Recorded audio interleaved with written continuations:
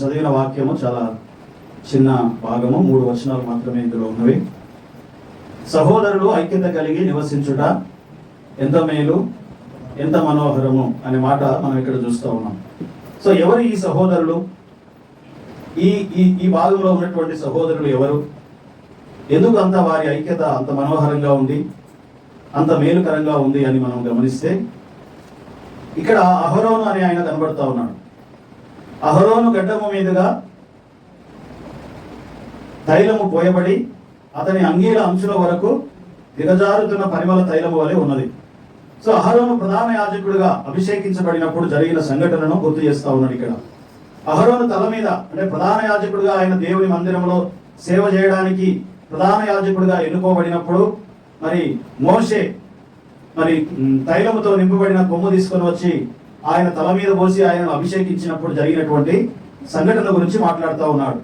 ఈ అహరోను ఎవరు అంటే అమ్రాము యాకేబేదు అనేటువంటి దంపతులకు పుట్టినటువంటి కుమారుడు అహరోను, మోషే. వీళ్ళిద్దరు అన్నదమ్ములు. అహరోను పెద్దవాడు, మోషే ఏమో చిన్నవాడు. కాబట్టి ఈ మోషే, చిన్నవాడైనటువంటి ఈ మోషే పెద్దవాడైన తన అన్న మీద ఏం చేస్తున్నాడు?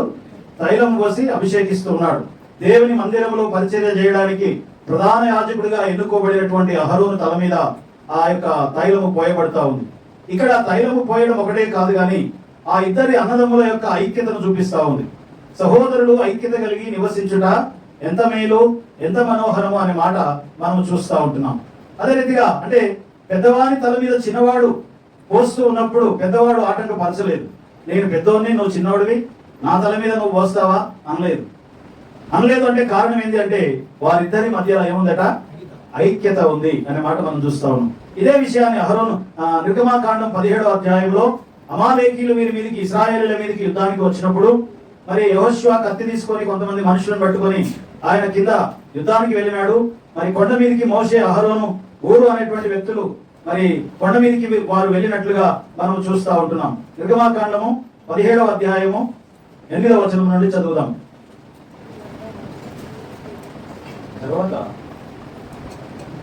తరువాత అమాలేకీయులు వచ్చి రెఫీదీములో ఇశ్రాయేలుతో యుద్ధము చేయగా మోషే యెహోషువతో, మన కొరకు మనుషులను ఏర్పరిచి వారిని తీసుకొని బయలు వెళ్ళి అమాలేకీయులతో యుద్ధము చేయము. రేపు నేను దేవుని కార్యాన్ని చేతపట్టుకొని ఆ కొండ శిఖరము మీద నిలిచెదను. యెహోషువ మోషే తనతో చెప్పినట్లు చేసి అమాలేకీయులతో యుద్ధమాడిను. మోషే అహరోను ఊయా అనువారు ఆ కొండ శిఖరము ఎక్కిరి. సో ఇక్కడ మోషే, అహరోను, ఊరు అనేటువంటి వాళ్ళేమో కర్ర పట్టుకొని పైకి కొండ మీదకి వెళ్ళిపోయినారు. యెహోషువ కొంతమంది మనుషులను తీసుకొని యుద్ధానికి వెళ్ళినాడు కత్తి తీసుకొని. సో కింద వీళ్ళు యుద్ధం చేస్తా ఉన్నారు, పైకి వెళ్ళి వీళ్ళేమో పైన చేస్తున్నారట. మోషే చేతులెత్తి ఆయన ప్రార్థన చేస్తా ఉన్నాడు. కర్రను ఎత్తిపట్టి 2 చేతులు పైకి ఎత్తి ప్రార్థన చేస్తా ఉన్నాడట. మోషే చేతులు ఎత్తినప్పుడేమో ఇశ్రాయేలీయులు గెలుస్తున్నారు, మోషే చేతు దించినప్పుడేమో ఇశ్రాయేలీయులు ఓడిపోతున్నారు అంట. సో ఇక్కడ మోషే చేతులు ఎత్తుటలో ఇశ్రాయేలు యొక్క విజయం ఆధారపడి ఉంది. ఇశ్రాయేలు యొక్క విజయం ఎక్కడ ఆధారపడి ఉందంటే మోషే చేతుల్లో ఉంది అనే మాట మనం చూస్తా ఉన్నాం. కాబట్టి మన జీవితాల్లో మనం ఎదుర్కొనేటువంటి అన్ని పరిస్థితులు, అన్ని ఛాలెంజెస్, అన్ని పోరాటాలు, అన్ని యుద్ధాల్లో మనం గెలవాలి అంటే ఫస్ట్ మనకు చేతులెత్తే అనుభవం కావాలి. ఏ అనుభవం కావాలి? మోషేలాగా చేతులెత్తే అనుభవం నీకుంటే తప్పకుండా నీ ఎదుటికి వచ్చే ప్రతి అమాలేకు యుద్ధాలను నువ్వు గెలుస్తావు, ప్రతి ఛాలెంజెస్ ను గెలుస్తావు, ప్రతి సమస్యను నువ్వు గెలవాలి అంటే ప్రార్థన అనుభవం నీ జీవితంలో నువ్వు కలిగి ఉండాలి. ప్రార్థించేవారు ఉంటే మనం తప్పకుండా గెలుస్తాము అనే మాట మనం ఇక్కడ చూస్తా ఉన్నాం. ఆ తర్వాత మోషే యొక్క చేతులట అలా ఎత్తి పట్టుకొని నిలబడ్డప్పుడు ఈయన ఎత్తినప్పుడేమో గెలుస్తున్నారు, దించినప్పుడేమో ఓడిపోతున్నారు. కాబట్టి ఈయన ఎత్తి పట్టుకోవాలి. ఎంతసేపు ఎత్తి పట్టుకుంటాడు? చాలాసేపు అయిన తర్వాత ఏమైపోతుంది? చేతులు బరువెక్కిపోతాయి. చేతులు బరువెక్కినట. మోషే చేతులు బరువెక్కినవి.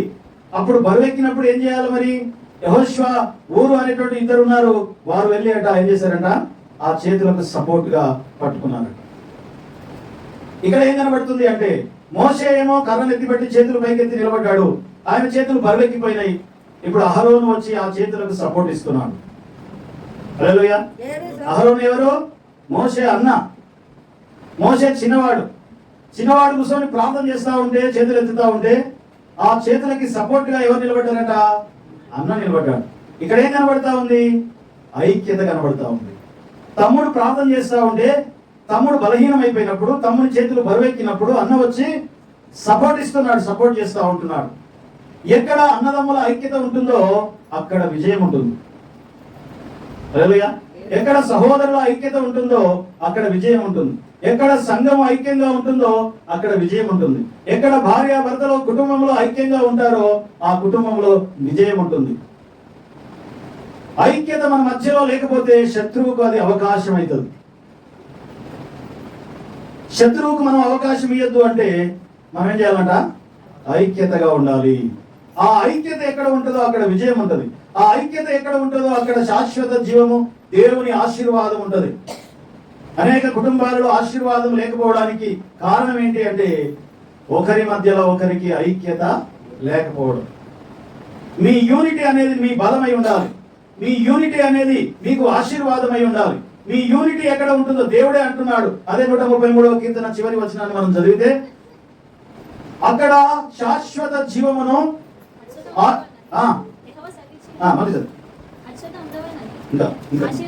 ఆశీర్వాదమును శాశ్వత జీవమును అక్కడ ఉండవలనని దేవుడు సెలవించుచున్నాడు. ఎవరు చెప్పారండి మాట? దేవుడు చెప్పాడు. ఏమని? ఎక్కడ సహోదరులు ఐక్యతగా ఉంటారో, ఎక్కడ ఒక కుటుంబం ఐక్యతగా ఉంటుందో, ఎక్కడ ఒక సంఘం ఐక్యతగా ఉంటుందో, ఎక్కడ ఒక సమాజం ఐక్యతగా ఉంటుందో అక్కడ దేవుని ఏముంటది? ఆశీర్వాదము, శాశ్వత జీవము ఉండాలి అని దేవుడు ఆజ్ఞాపించినాడు, దేవుడు సెలవిచ్చినాడు. కాబట్టి ఐక్యత ఉన్న దగ్గర ఆశీర్వాదం ఉంటుంది, ఐక్యత ఉన్న దగ్గర జీవం ఉంటుంది, ఐక్యత ఉన్న దగ్గర విజయం ఉంటుంది. కాబట్టి అమాలేకీయులను ఇశ్రాయేలు ప్రజలు ఎలా గెలిచారు అంటే వారి ఐక్యతతోటి గెలిచారు. సహోదరుల మధ్య ఐక్యత. పోయిన వారం మనం చూసాము, కారణము లేని ద్వేషాలు మన మధ్యలో ఉంటాయి. భార్యాభర్తల మధ్య రీజన్ ఏమి ఉండదు, కానీ ఒకరికొకరు ఊకే తిట్టుకుంటూ ఉంటారు. అన్నదమ్ముల మధ్య కారణాలు ఏమి ఉండవు, పెద్ద పెద్ద కారణాలు ఏమి ఉండవు, చిన్న చిన్నవి ఉంటాయి, కానీ ఒకడంటే ఒకడికి పడదు. అత్త కోడళ్ళ మధ్యలో పెద్ద పెద్ద కారణాలు ఏమి ఉండవు, చాలా చిన్న చిన్న కారణాలే ఉంటాయి. కారణము లేని ద్వేషాలు మన మధ్యలో ఉంటాయి. అయితే ఆ కారణము లేని ద్వేషాలను మనం ఎలా జయించాలి? కారణము లేని ప్రేమలు చూపించి జయించాలి అంట. ఓ అత్త కోడల మీద ప్రేమ చూపించడానికి కారణాలు అవసరం లేదు. కారణం లేకుండా నువ్వు ప్రేమిస్తే అక్కడ ఐక్యత వస్తుంది. ఓ భర్త భార్యను ప్రేమించడానికి కారణాలు ఉండాల్సిన అవసరం లేదు.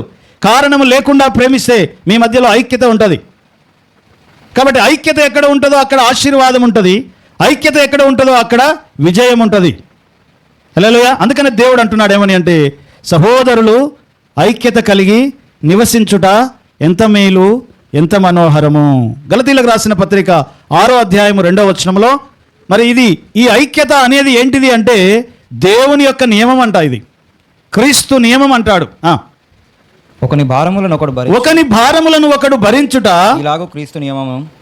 ఒకని భారములు ఒకడు భరించుట ఈలాగున క్రీస్తు నియమమును పూర్తిగా నెరవేర్చుడి. క్రీస్తు నియమం ఏంటి? ఒకని భారములు ఒకడు భరించడమే క్రీస్తు నియమం. నాకు నేనే బతికేస్తా, నాకు ఎవరితో అవసరం లేదు అనుకోవడం అది దేవుని నియమం కాదు. ఒకనికి ఒకడు, సహోదరుడు బలహీనంగా ఉన్నప్పుడు బలంగా ఉన్న సహోదరుడు వెళ్ళి సపోర్ట్ చేయాలి. అలా ఒకనికి ఒకడు సపోర్ట్ చేయడం అనేది ఇది దేవుని నియమం. కాబట్టి ఆ దేవుని నియమాన్ని మనం కొనసాగించాలి అంట.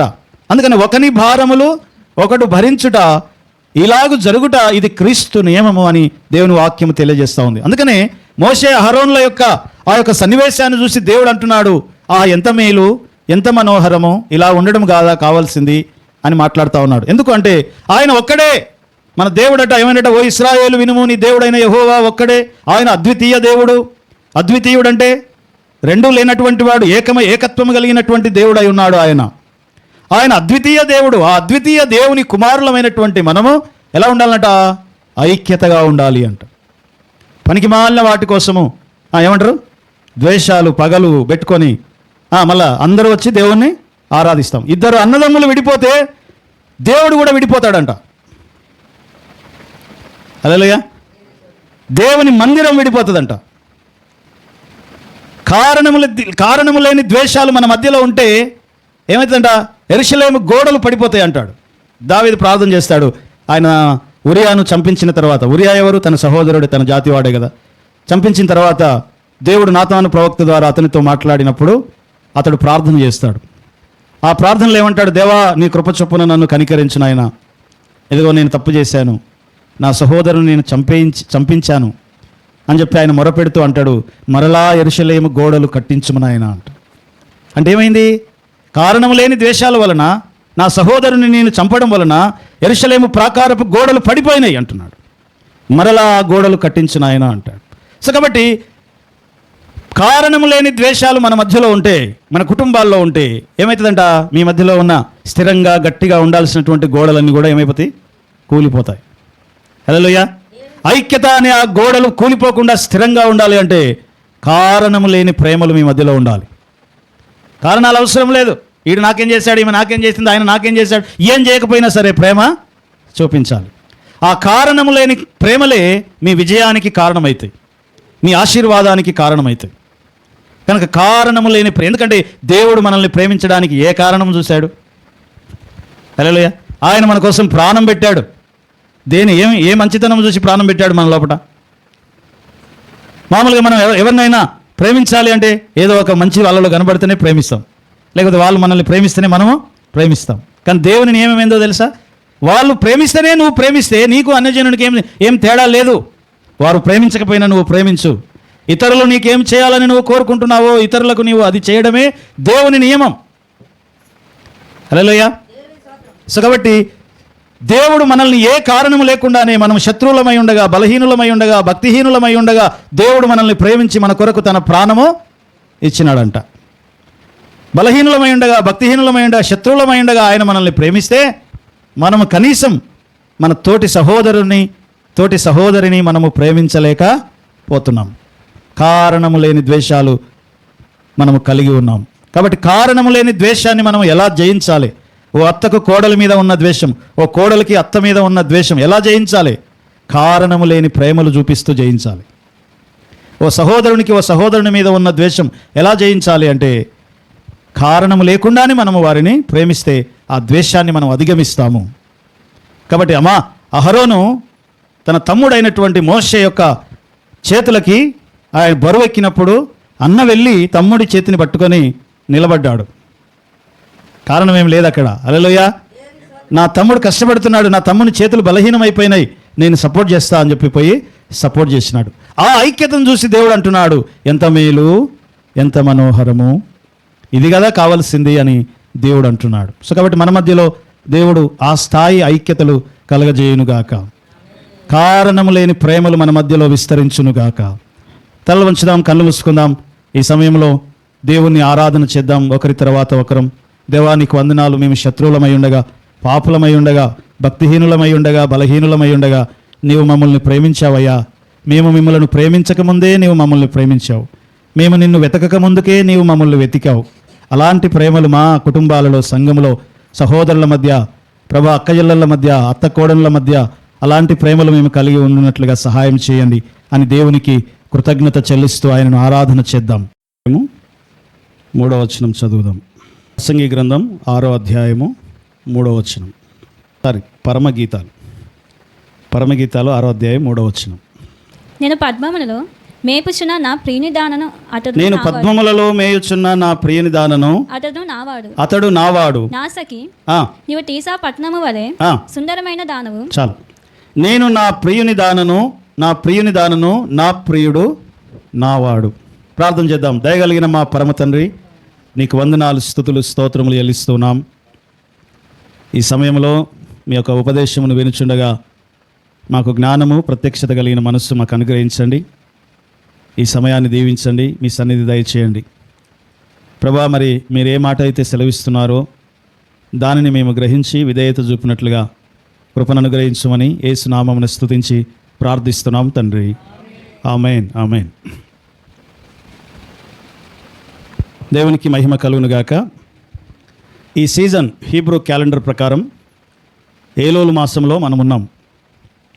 ఏలోలు మాసం అనేది చాలా ప్రత్యేకమైనటువంటిది ఇశ్రాయేలు ప్రజలకి. ఈ ఏలోలు మాసంలో ఏం జరుగుతుంది అంటే, దేవుడు తన సింహాసనమును విడిచి పొలంలోనికి వచ్చే టైం, అంటే తన ప్రజల మధ్యలోనికి ఆయన వచ్చే సమయం అన్నమాట. అందుకని ఇశ్రాయేలు అందరూ కూడా ఈ ఏలోలు మాసంలో దాదాపు 40 దినాలు ఉపవాసం ఉండి సెల్ఫ్ కరెక్షన్ చేసుకుంటారు. ఈ సెల్ఫ్ కరెక్షన్ దేనికి అంటే, గడిచిన సంవత్సరం అంతా దేవుడు తన కృపలో భద్రపరిచి నడిపించాడు. ఇంకా నేను సరి చేసుకోవాల్సినవి, ఇంకా నేను ఎక్కడైనా అజాగ్రత్తగా ఉన్నానా, ఇంకా ఎక్కడైనా నేను నిర్లక్ష్యంగా ఉన్నానా, ఇంకా ఎక్కడైనా మరి ఎలాంటి సమస్య కానీ, నాశనము కానీ, అప్పు కానీ, రోగము కానీ ఏదైనా రావడానికి అవకాశముగా నేను ఇచ్చే రీతిగా నేను బ్రతుకుతున్నానా అని మనల్ని మనము ఏం చేయాలంట, స్వపరీక్ష చేసుకునేటువంటి దినాలలోనికి మనము వచ్చి ఉన్నాం. కనుక ఆత్మ పరిశీలన అనేది చాలా ప్రాముఖ్యమైనటువంటి మాట. యెషయా గ్రంథం 55వ అధ్యాయము 6వ వచనంలో మనం చూస్తాం, యెహోవా మీకు దొరుకు కాలముననే మీరు ఆయనను వెతకుడి అనే మాట మనం చూస్తాం. యెషయా గ్రంథం 55:6వ వచనం. యెహోవా మీకు దొరుకు కాలమునందు, యెహోవా మీకు దొరుకు కాలమునందు ఆయనను వెతకుడి, ఆయన సమీపముగా ఉండగా ఆయనను వేడుకొనుడి. ఆయన సమీపముగా ఉండగా ఆయనను వేడుకొనుడి. భక్తిహీనులు తమ మార్గమును విడువవలెను. సో కాబట్టి దేవుడు సమీపముగా ఉండే సీజన్లో మనం ఉన్నాం, దేవుడు సమీపముగా ఉండే కాలములో మనం ఉన్నాం. కనుక దేవుడు తన ప్రజలకు ఆయన సమీపముగా ఉన్నట్లుగా ఎవరికి ఏ ప్రజలకు ఆయన సమీపముగా లేడు అంట. సో మన దేవుడు మనకు సమీపముగా ఉన్నట్లు ఏ ప్రజలకు ఆయన ఏ దేవుడు వారికి సమీపముగా లేడు అనే మాట మనము చూస్తాం. కాబట్టి దేవుడు సమీపముగా ఉన్నప్పుడే మనం ఏం చేయాలంట, దేవుణ్ణి వెతకాలి. ఏవేవో వెతుకుతూ ఉంటాం కదా, పడుకున్నా లేచినా మన మైండ్లో కొన్ని తిరుగుతూ ఉంటాయి. హల్లెలూయా. ఏవేవో వెతుకుతూ ఉంటాం, ఆస్తులు వెతుకుతూ ఉంటాం, బంగారం వెతుకుతూ ఉంటాం, డబ్బులు వెతుకుతూ ఉంటాం, లేకపోతే ఇంకా ఏవో విలువైనవన్నీ వెతుకుతూ ఉంటాం. వాటి మీద మనసు, వాటి చుట్టూ మన మనసు తిరుగుతూ ఉంటుంది. కానీ నీ మనసు ఎక్కడ తిరగాలి? నేను నా ప్రియుని దానను, నా ప్రియుడు నావాడు అని సూలమ్మితి ఏమంటారు, తన ప్రియుని గురించి మాట్లాడుతుంది. సంఘము తన ప్రియుని గురించి ఆలోచన చేయాలి. సంఘము తన యొక్క ప్రియుని గురించి మాట్లాడుతూ ఉంటుంది. పరమగీతాలు అనేటువంటి ఆ భాగంలో సొలొమోను సూలమ్మితుల యొక్క స్టోరీని ప్రభు అయిన యేసుక్రీస్తు సంఘానికి సాదృశ్యముగా మనకు కనబడుతూ ఉంది. కాబట్టి సంఘము తన యొక్క ప్రియుని గురించి ఆలోచన కలిగి ఉంది. ఏమని? నా ప్రియుడు నావాడు అని ఆమె మాట్లాడుతూ ఉంది. కాబట్టి ఆయన తన సింహాసనమును విడిచి, పరలోకమును విడిచి మనకు సమీపముగా ఉండే దేవుడు ఆయన. ఆయన సమీపముగా ఉన్నప్పుడే మనం ఏం చేయాలంటే ఆయనని వెతకాలి. తర్వాత ఇప్పుడు విలాప వాక్యములు 1వ అధ్యాయం 1వ వచనం చదవండి. విలాప వాక్యములు 1వ అధ్యాయము 1వ వచనం. ఎందుకు మనం వెతకాలి, ఎందుకు ఆయనని సమీపించాలి, ఆయన సమీపముగా ఉన్నప్పుడే ఎందుకు ఆయన మీద మన మనస్సు పెట్టాలి అనే విషయాన్ని మనం ఇక్కడ చూస్తాము. విలాప వాక్యములు 1వ అధ్యాయము 1వ వచనం. జనభరితమైన పట్టణము ఎట్లు ఏకాకి ఆయను, దుఃఖాక్రాంతమాయెను, అది విధవరాలు వంటిదాయెను, అన్యజనులలో ఘనతకెక్కినది, సంస్థానములలో రాజకుమార్తె అయినది, ఎట్లు పన్ను చెల్లించున్నదాయెను, రాత్రి యందు అది బహుగా ఏడ్చుచున్నది, కన్నీరు దాని చెంపల మీద కారుచున్నది. 4వ అధ్యాయం 1వ వచనం. 4వ అధ్యాయం 1వ వచనం. బంగారము ఎట్లు మందగిలినది, బంగారము ఎట్లు మందగిలినది, మేలిమి బంగారము ఎట్లు మార్చబడినది, ప్రతి వీధి మొగను ప్రతిష్టమైన రాళ్లను పారవేయబడి ఉన్నవి, మేలిమి బంగారముతో పోల్చదగిన సియోను ప్రియ కుమారులు ఎట్లు కుమ్మరి చేసిన మట్టి కుండలుగా ఎంచబడుచున్నారు. సో ఎట్లు అనే మాట మనం ఇక్కడ చూస్తూ ఉంటున్నాం. యెరూషలేము పట్టణము కాల్చివేయబడి, మందిరము కూలగొట్టబడి, ఇశ్రాయేలు ప్రజలు బబులోను దేశానికి చెరపట్టబడిన సమయంలో ప్రవక్త అయినటువంటి ఇర్మియా సెలవిస్తున్నటువంటి మాట, ఇర్మియా చేస్తున్నటువంటి ప్రార్థన, ఎట్లు జనభరితమైన పట్టణము ఏకాకి అయినది, ఎట్లు మేలిమి బంగారము లాంటి ప్రజలు ఎట్లు మందగిల్లినారు, ఎట్లు బంగారములాగా ఉండవలసిన వారు కుమ్మరి చేసిన మట్టి కుండల వల్ల మారిపోయినారు, ఎట్లు అనే మాట మనం ఇక్కడ చూస్తూ ఉంటున్నాం. సో ఇక్కడ మనం నేర్చుకునే విషయం ఏంటంటే, మనము మందగిల్లకుండా, మనము మట్టి కుండల్లాగా మారకుండా, లేకపోతే మనము పన్ను చెల్లించే వారముగా మారకుండా, మనము ఒంటరి ఏకాకి అయిన జీవితాన్ని మనం మన లైఫ్లో రాకముందుకే మనం ఉండి ఈ యొక్క ఏలూలు మాసంలో ఏం చేయాలంటే ఉపవాసం ఉండి ఏం చేయాలి, ప్రార్థన చేయాలి అంట. అంటే ఎప్పుడో ఏదో జరిగిన తర్వాత చేద్దాములే, ఏదో జరిగిన తర్వాత అప్పుడు ఏడుస్తూ దేవుని మీద ఆధారపడడం కంటే ముందుగానే అది మన లైఫ్లో రాకముందుకే ఏం చేయాలంటే మనము ఉపవాసం ఉండి ప్రార్థన చేయాలి. మామూలుగా ఏదైనా కష్టం వస్తేనే మనం ప్రార్థన చేస్తాం, ఏదైనా సమస్య వస్తేనే ప్రార్థన చేస్తాం. కానీ దేవుని వాక్యం సెలవిస్తూ ఉంది, అది రాకముందుకే ఒకవేళ అలాంటిది ఏదైనా నాకు సంభవిస్తుందేమో, యెరూషలేము పట్టణం ఇలా అయిపోయింది, యెరూషలేము పట్టణం మందగిల్లింది, యెరూషలేము పట్టణం ఏకాకి అయిపోయింది, యెరూషలేము పట్టణం రాజకుమార్తె లాంటి పట్టణం పన్ను చెల్లించేదిగా మారిపోయింది, బంగారంలాగా ఉండవలసింది మట్టి కుండలాగా మారిపోయింది. అలాంటిది వచ్చే పరిస్థితులు ఏమైనా మన లైఫ్లో ఉన్నాయా అని ముందే మనల్ని మనం ఏం చేయాలంట, చెక్ చేసుకోవాలి. అలా నీవు చెక్ చేసుకునే ప్లేసే ఉపవాసం ఉండి దేవుని సన్నిధిలో ప్రార్థన చేయడం. మన ప్రభు అయిన యేసు బాప్తీసం పొందిన తర్వాత ఆయన 40 దినాలు అరణ్యమునకు తీసుకుపోబడినాడు. 40 దినాలు ఆయన అరణ్యంలో ఏం చేసినాడు? ఉపవాసం ఉండి ప్రార్థన చేసినాడు. యేసయ్యనే 40 దినాలు ఉపవాసం ఉండి ప్రార్థన చేస్తే మరి మనం ఏం చేయాలి? హల్లెలూయా. ఒక్క పూట లేట్ అయితే మనం ఆగమాగం అయిపోతాం. ఎందుకు ప్రార్థన చేయాలి అంటే మన జీవితంలో ఏదైనా కీడు రాబోతుందా, ఏదైనా విపత్తు జరగబోతుందా? విపత్తు జరిగిన తర్వాత బాధపడడం, ఏడవడం కంటే విపత్తు జరగక ముందుకే ప్రార్థన చేస్తే దేవుడు నీ ప్రార్థన విని ఆ విపత్తును ఆపివేస్తాడు. నినివే పట్టణస్థులకి ఒక ఆజ్ఞ జారీ చేయబడింది.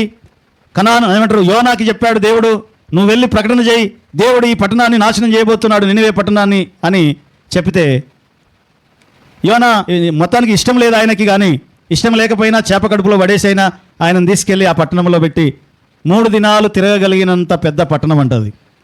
అయితే యోనా ఒక్క దినమంతా తిరిగి ప్రకటన చేశాడు, దేవుడు ఈ పట్టణాన్ని నాశనం చేయబోతున్నాడు ఈ పట్టణంలో ఉన్న పాపమును బట్టి అని చెప్పి ప్రకటన చేయగానే రాజు మొదలుకొని పశువుల వరకు 3 దినములు ఉపవాసం ఉండి వారు ఏం చేశారంట? ప్రార్థన చేశారు. ప్రార్థన చేస్తే ఏమైంది? ఆ పట్టణము నాశనం కాకుండా దేవుడు కాపాడినాడు. అంటే ఉపవాసం ఉండి ప్రార్థన చేస్తే రాబోయే విపత్తుని, రాబోయే నాశనాన్ని దేవుడు ఏం చేసినాడు? తప్పించినాడు. సొదొమ గొమొర్రా పట్టణాల కోసం అబ్రహాము ప్రార్థన చేసినాడు, నేను నాశనం చేయబోతా ఉన్న ఆ పట్టణాలని అని. కానీ అక్కడ ప్రకటించి ప్రార్థన చేసే వారు ఎవరు లేరు. ఆ పట్టణం, ఆ పాపం, వారి యొక్క పాపము విస్తరించి ఆకాశం అంటే అంతగా ఘోరమైన పాపముగా ఉన్నది అంట. అగ్ని గంధకాల గురించి ఆ పట్టణాలు ఏమైపోయినాయి అంట? నాశనం అయిపోయినాయి. అంటే ఇక్కడ మనం నేర్చుకునే విషయం ఏంటంటే, ఏదైనా సమస్య వచ్చిన తర్వాత మనము ఏడవడం కంటే సమస్య రాకముందుకే మనము ఏం చేయాలి? ప్రార్థన చేయాలి. ఎందుకంటే నీ ప్రార్థన వింటే దేవుడు మన మీదికి రావాల్సిన ఆ యొక్క విపత్తుని తప్పిస్తాడు, మన మీదికి రావాల్సిన ఆ యొక్క నాశనాన్ని తప్పిస్తాడు దేవుడు. లేదా దానిని ప్రొలాంగ్ చేస్తాడు. ప్రొలాంగ్ అంటే ఈరోజే రావాల్సిన దాన్ని ఇంకా 10 సంవత్సరాల తర్వాత, 20 సంవత్సరాల తర్వాత దాన్ని అంత దూరం ఆయన చేయగలిగినటువంటి వాడు. కాబట్టి మనం ఏం చేయాలంట? ఉపవాసం ఉండి ప్రార్థన చేయాలి. మార్క్సు వార్త 9వ అధ్యాయము 28వ వచనం. మార్క్సు వార్త 9వ అధ్యాయం 28వ వచనం. ఆయన ఇంటిలోనికి వెళ్ళిన తర్వాత ఆయన శిష్యుడు, మేము ఎందుకు ఆ దయ్యంని వెళ్ళగొట్టలేక పోటీమని ఏకాంతమున ఆయన అడిగిరి. అందుకు ఆయన, ప్రార్థన వలననే గాని మరి దేని వలనైనను, ఉపవాస ప్రార్థన వలననే గాని మరి దేని వలనను ఈ విధమైనది వదిలిపోవుట అసాధ్యము అంటున్నాడు. శిష్యులు ప్రార్థన చేశారంట ఒక దయ్యం కోసం. ఆ మనిషిని ఒక దయ్యం పట్టింది, ఆ మనిషిని కోసం ప్రార్థన చేశారు, ఆ దయ్యమును వెళ్ళగొట్టలేక పోయారు. అప్పుడు తర్వాత యేసయ్య వచ్చాడు, దాన్ని వెళ్ళగొట్టాడు. దయ్యమా వెళ్ళిపో అంటే అది వెళ్ళిపోయింది.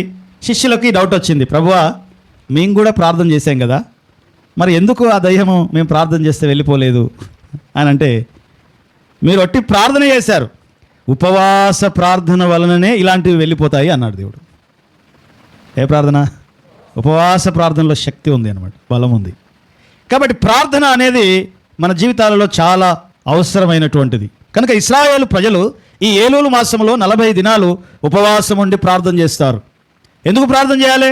ఏదో అప్పులు ఉన్నాయని కాదు, సమస్యలు ఉన్నాయని కాదు, రోగాలు ఉన్నాయని కాదు, ఏమి లేకపోయినా సరే భవిష్యత్తులో అలాంటివి మన జీవితాల్లో జరగకుండా ఉండాలి అంటే ఏం చేయాలంటే ముందుగానే, ప్రభువా అలాంటి పరిస్థితులు ఏదైనా రావడానికి ఏదైనా అవకాశం ఉందా, అలాగ మేము ప్రవర్తిస్తున్నామా అని వాళ్ళని వాళ్ళు చెక్ చేసుకుంటూ, పరిశీలించుకుంటూ, పరీక్షించుకుంటూ దేవుని సన్నిధిలో ఉపవాసం ఉండి వారు ప్రార్థన చేస్తూ ఉన్నారు.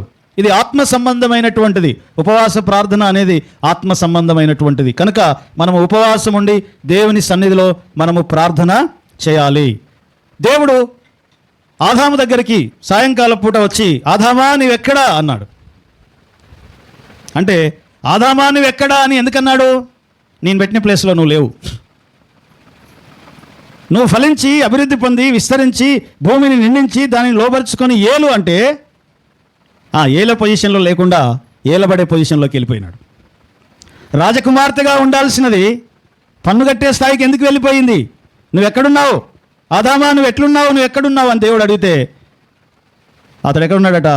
చెట్ల పొదల చాటున ఆకులు చుట్టుకొని, అంజూరపు ఆకులు చుట్టుకొని నిలబడ్డాడంట. ఏమైపోయావా ఆదామా? నేను నిన్ను ఎలా తయారు చేశాను? దేవదూతలు సైతము నీకు వచ్చి సాగిలపడేటట్లుగా చేశాను. నిన్ను ఈ సర్వభూమికి నిన్ను రాజులాగా పెట్టాను. ఈయనేమైనాడు? దాన్ని పోగొట్టుకున్నాడు. పోయి ఏలాల్సిన వాడు ఏలకుండా ఏలబడే స్థాయికి అతను వెళ్ళిపోయినాడంట. ఆదామా నీవెక్కడా? ఓ బంగారంలాగా ఉండాల్సినదా వాడా, నువ్వు మట్టి కుండలాగా ఎలా మారిపోయావు అని దేవుడు. చదవండి ఆదికాండం 3వ అధ్యాయం 9వ వచనం, 4వ అధ్యాయం 9వ వచనం. ఆదికాండం 3వ అధ్యాయం 9వ వచనం, 4వ అధ్యాయం 9వ వచనం. యెహోవా నీ తమ్ముడైన హేబేలు ఎక్కడున్నాడని కయ్యేనును అడుగగా అటు నేను ఎరుగును, నా తమ్మునికి నేను కావలి. దేవుడు కయ్యను అడిగాడంట, కయ్యనా నీ తమ్ముడైన హేబేలు ఎక్కడా? 3వ అధ్యాయం 9వ వచనంలో ఆదామును అడుగుతాడు, ఆదామా నీవెక్కడా? ఎక్కడున్నావు నువ్వు అంటే దేవుడు పెట్టిన ప్లేస్లో, దేవుడు పెట్టిన స్థానంలో, దేవుడు పెట్టిన స్థాయిలో నువ్వు ఉండాల్సిన స్థాయిలో లేనప్పుడు దేవుడు అడుగుతాడు ఎక్కడున్నావు. ఒకవేళ దేవుడు ఈ మధ్యాహ్నం నిన్ను అడిగితే, ఓ శారమ్మ ఎక్కడున్నావు అని ఒకవేళ దేవుడు నిన్ను అడిగితే, మనం దేవునికి ప్రభువా నువ్వు పెట్టిన ప్లేస్లోనే నేను ఉన్నానయ్యా అని చెప్పగలమా? లేదా దేవుడు పెట్టిన స్థాయిలో మనం ఉండకుండా మనం ఎక్కడో చెట్ల పొదల దాచుకునే స్థాయిలో ఉన్నామా? సిగ్గుపడే స్థాయి, దేవునికి ముందుకి రావడానికి సిగ్గుపడే స్థాయిలో ఉన్నామా? హల్లెలూయా. ఎప్పుడు మనం సిగ్గుపడతామో, ఒకరి ముందుకి మనం ధైర్యంగా వచ్చి నిలబడం ఎప్పుడు అంటే మనం ఏదైనా తప్పు చేసినప్పుడు. ఒక తప్పు చేయనోడైతే చాలా ధైర్యంగా వచ్చి ప్రభువా నేనున్నాను ఇక్కడ. సో దేవుడు అడుగుతున్నాడు ఈ మధ్యాహ్న కాలము, ఆదామా నువ్వెక్కడా? సో ఎక్కడ అనే మాట మనకు పదే పదే ఇక్కడ కనబడుతూ ఉంటుంది. మీరు కీర్తనల గ్రంథం 8వ కీర్తన 5వ వచనం చదవండి. అక్కడ దేవుడు ఆదాముకి ఇచ్చిన స్థానం ఏదో మనకు అక్కడ చూపిస్తాడు. ఏ స్థాయిలో దేవుడు ఆదామును తయారు చేశాడు. దేవుని కంటే వాని కొంచెముగా తక్కువ వానిగా చేశాను. మహిమా ప్రభావములతో వానికి కిరీటము ధరింపజేసి ఉన్నాను. నీ చేతి పనుల మీద వానికి అధికారం దేవుని చేతి పనులన్నిటి మీద వానికి అధికారం ఇచ్చాడు దేవుడు. గొర్రెలన్నిటినీ, ఎడ్లన్నిటినీ, అడవి మృగములను, ఆకాశ పక్షులను. కాబట్టి దేవుడు ఆదామును ఏ స్థాయిలో చేశాడంట? దేవుని కంటే కొంచెము తక్కువ స్థానంలో పెట్టాడు అంతే. దేవదూతలు కూడా వచ్చి ఆదాముకు సాగిలపడ్డారంట. మొదటి ఆదాముకి ఏమంటారు? పండు తినక ముందు ఉన్న ఆదాముకి. హల్లెలూయా. పండు తినక ముందు ఉన్న ఆదాము ఎలా ఉండేవాడంట? దేవుని స్థాయిలో ఉండేవాడు అనమాట. ఈ దిక్కు నుంచి చూస్తే ఆదాముకి ఈ దిక్కు వరకు కనబడేది. ఎవరికి? ఆదాముకి. ఆదాము అంటే ఎవరు? నువ్వు నేనే. హల్లెలూయా. ఆ ఆదాము యొక్క సంతానమే మనం. మన పొజిషన్ ఎలా ఉండేదంటే అప్పుడు ఈ దిక్కు నుంచి చూస్తే ఈ దిక్కు కనబడేదంట. అంత పవర్ఫుల్గా ఉండేవాడు ఆదాము. అయితే ఈ ఆదాము లాస్ట్కి ఏమైపోయాడంటే సెన్స్లెస్ ఆదాము అయిపోయాడు. అంటే తన కళ్ళ ముందు ఏం జరుగుతుందో కూడా తెలుసుకోలేని ఆదాములాగా మారిపోయాడు. వాత వేయబడిన మనస్సాక్షి కలిగిన ఆదాములాగా మారిపోయాడు. అందుకనే కొన్నిసార్లు మనం తప్పు చేసినా పెద్దగా దాన్ని మాకేం అనిపించదు. ఎందుకు? వాత వేయబడడం అంటే తెలుసా? వాత వేయబడిన మనస్సాక్షి అంటే ఒకసారి ఇక్కడ కోసామనుకోండి, కట్ చేసామనుకోండి, ఒకసారి ఫస్ట్ టైం ఏమవుతుంది? నొప్పి వస్తుంది. తర్వాత మళ్ళీ వస్తామనుకో, మళ్ళీ కొన్ని రోజుల తర్వాత మళ్ళీ వస్తాను, ఈడేమైపోద్ది? మధు ఆరిపోతుంది, సెన్స్ కోల్పోతుంది. ఈ ప్లేస్ ఏమనిపించదు ఇక. అప్పుడప్పుడు ఒక ఆయన వస్తాడు ఇట్లా కట్ చేసుకుంటా, బ్లడ్ తీస్తాడు, పెద్ద ఏమనిపించదు ఆయనకి. కారణం ఏంది? సెన్స్ కోల్పోయిందనమాట ఆ ఏరియా మొత్తం. అలాగే మానవుడట సెన్స్లెస్ మనిషి అయిపోయాడు. రోడ్డు మీద ఎవరికైనా యాక్సిడెంట్ అయిందనుకోండి, వెంటనే ఏమంటాం మనం? అయ్యో పాపం అంటాం. ఆ అయ్యో పాపం అన్న మనమే ఇంటికి వచ్చి కొన్ని పోసుకొని తింటాం. అక్కడ బ్లడ్ చూస్తే అయ్యో పాపం అనిపించింది, కానీ ఇక్కడ బ్లడ్ చూస్తే ఏమనిపించలే. అంటే మనము అలా అయిపోయాం. కారణం ఏంటి అంటే ఆదాము తాను ఉండాల్సినటువంటి ప్లేస్లో తాను ఇప్పుడు లేడు. అందుకని దేవుడట వాళ్ళకి ఖచ్చితంగా కొన్ని ఆజ్ఞలు ఇచ్చాడు. ఏంటి ఆజ్ఞ అంటే,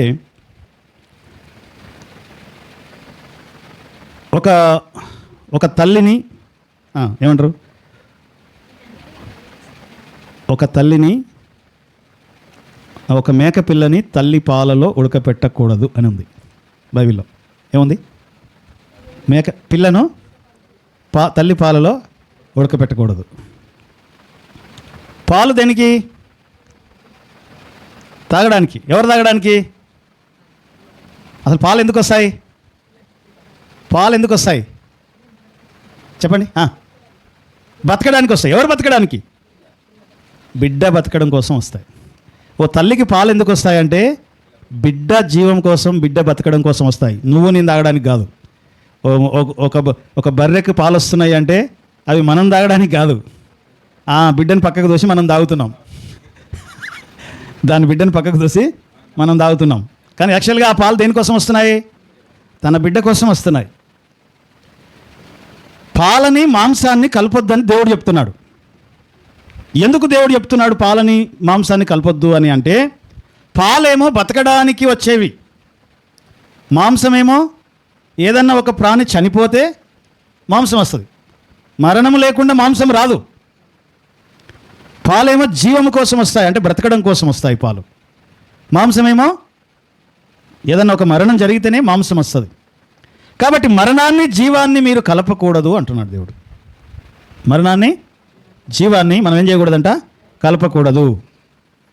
ఎందుకంటే అలా కలిపేసి మనం తినేస్తున్నాం బిర్యానీలు అన్నీ.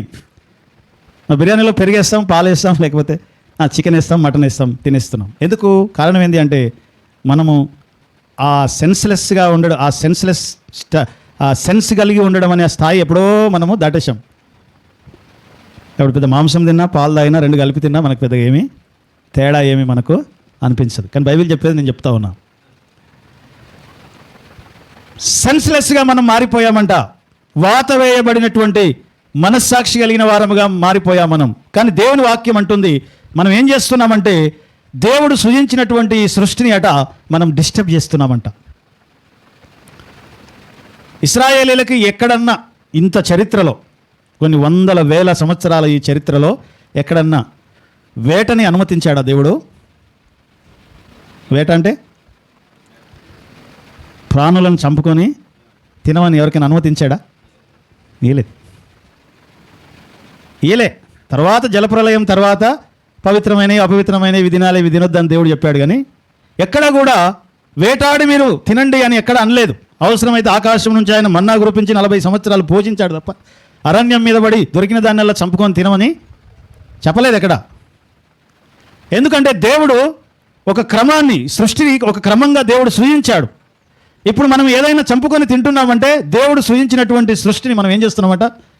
డిస్టర్బ్ చేస్తున్నాం, పాడు చేస్తున్నాం, ఇన్బ్యాలెన్స్ చేస్తున్నామంట. మనం దాన్ని బ్యాలెన్స్డ్గా దేవుడు ఈ సృష్టిని చేశాడు. మీరు అందుకే చదవండి 150వ కీర్తనలో మనం చూస్తాము, సకల ప్రాణులు యెహోవాను స్తుతిస్తున్నవి అంట. 156వ వచనం. సకల ప్రాణులు యెహోవాను స్తుతించుదురుగాక. సకల ప్రాణులు యెహోవాను స్తుతించుదురుగాక. యెహోవాను స్తుతించుడి.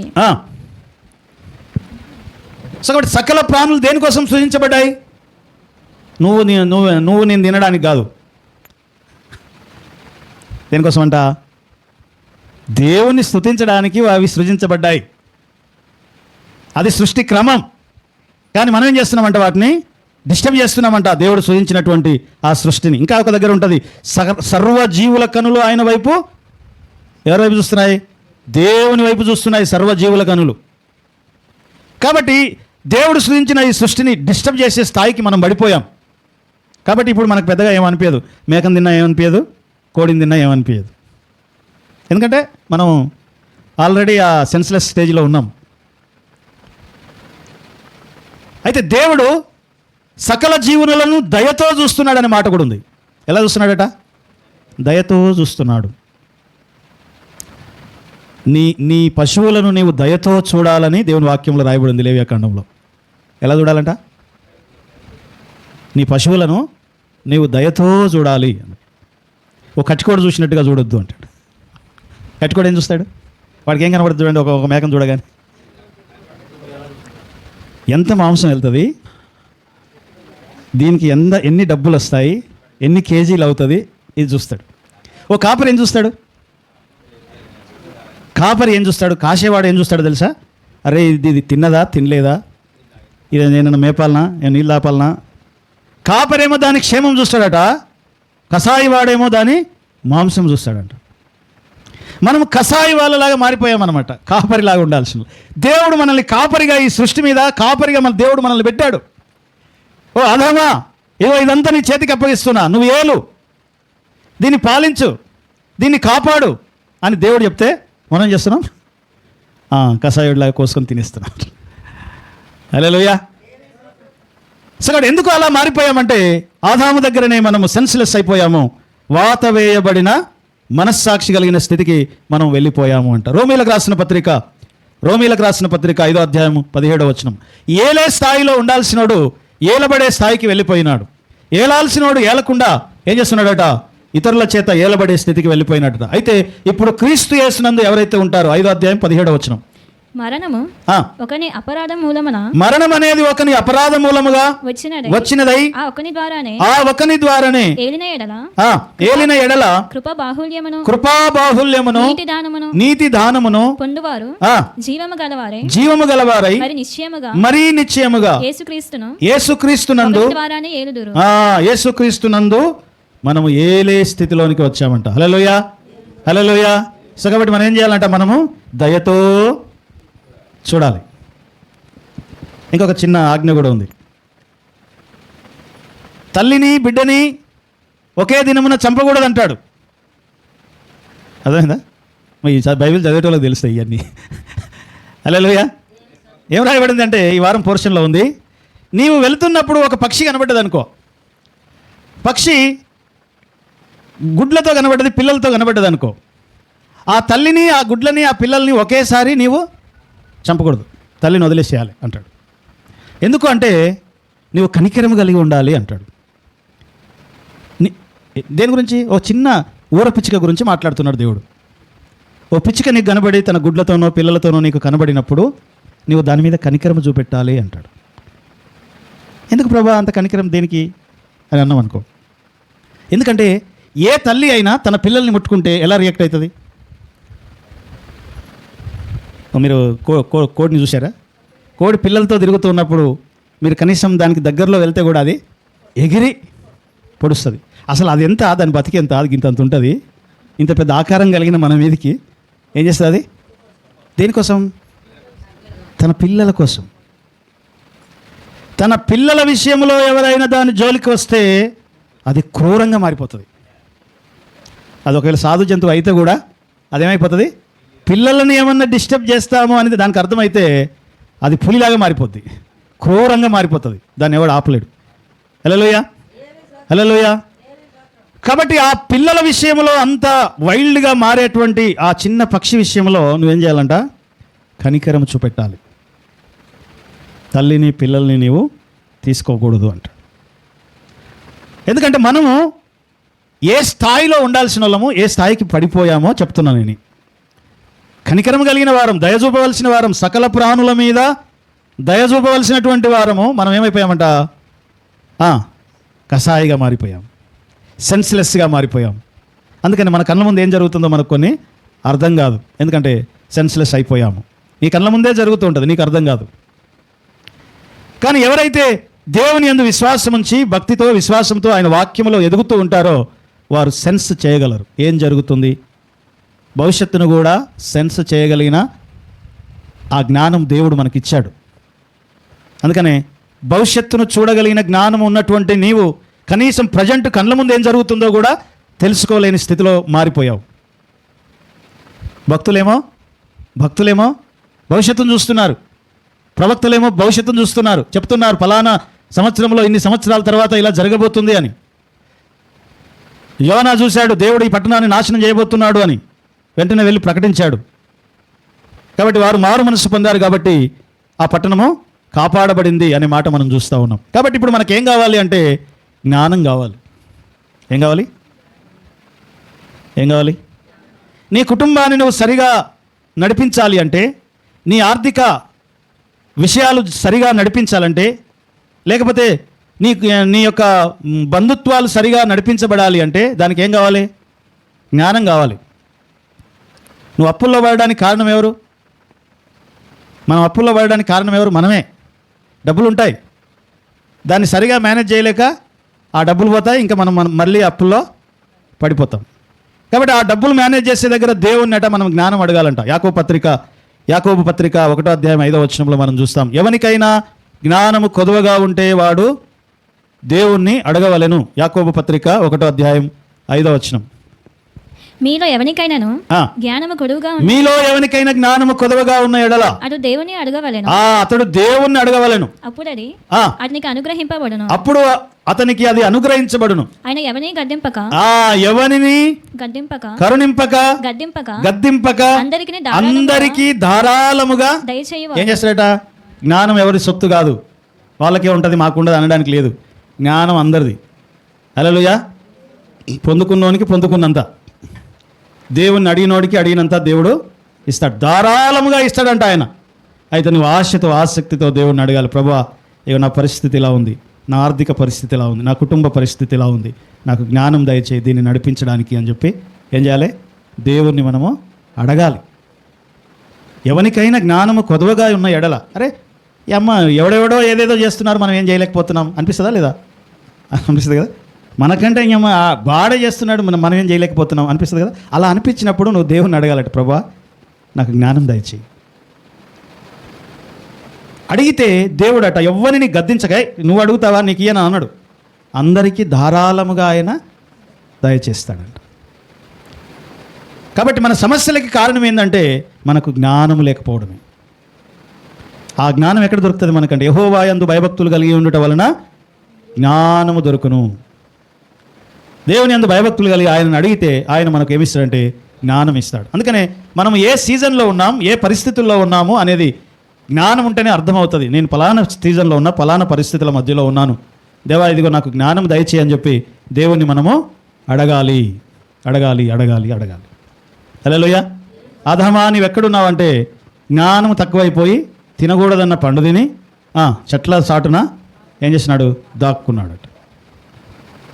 సో కాబట్టి మనం దాక్కునే ప్లేస్కి వెళ్ళకముందే, నాశనము మన మీదికి రాకముందే, మనము అప్పుల్లో పడకముందే, లేదా ఇంకా వేరే సమస్యలోనికి వెళ్ళకముందే మనం ఏం చేయాలంటే, ఒకటి ఉపవాసం ఉండి ప్రార్థన చేయాలి, రెండవది దేవుణ్ణి జ్ఞానము అడగాలి.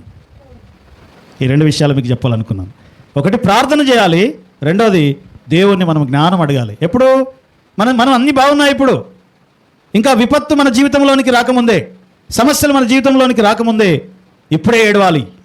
వచ్చిన తర్వాత ఏడవడం కాదు, ఇప్పుడే ఏడవాలి, ఇప్పుడే అడగాలి, ఇప్పుడే ప్రార్థన చేయాలి, ఇప్పుడే ఉపవాసం ఉండాలి. అప్పుడు నీవు ఆ విపత్తును తప్పించుకొని వెళ్ళిపోతావు. హల్లెలూయా. తలలు ఉంచుదాం, కళ్ళు మూసుకుందాం, ప్రార్థన చేద్దాం. ప్రభువా,